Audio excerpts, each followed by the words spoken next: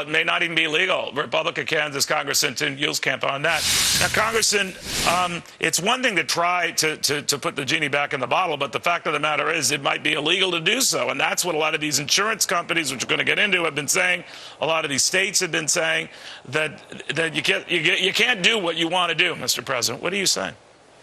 Well, the president said this was the law of the land, but he continues to try to suspend that. And yesterday, another executive action trying to undo a signature health care law. I mean, it's a disaster. We know that. I think he's going to make it worse, and no one trusts him. But the idea he can go in and suspend various provisions are very troubling. And that's why he has Democrats defecting. They don't like the law, and they're begging him to do something. But I don't think most of what he's doing is even constitutional. All right, this House measure that overwhelmingly passed, certainly among Republicans and quickly the entire House, to sort of go back and let Americans keep their health insurance. He says that that's something he wants to do, that there are just shades of differences in how you're approaching it. How do you describe the difference?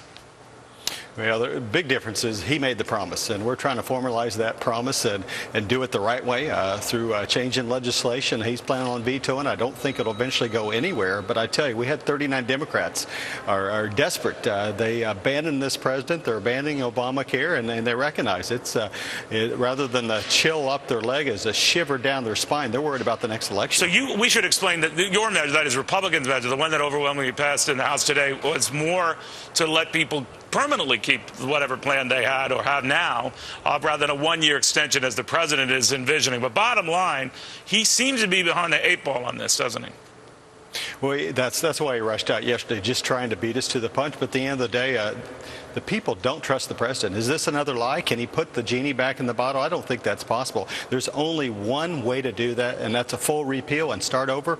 We have introduced our alternative, House Bill 3121. It's the American Health Care Reform Act. It's the things we need to do to make certain every Americans are making choices about their health care plans rather than the president of the United States or even a bureaucrat over at HHS. All right, we're going to watch it, but this saga is unfolding and being replayed all over again. Thank you, Congressman.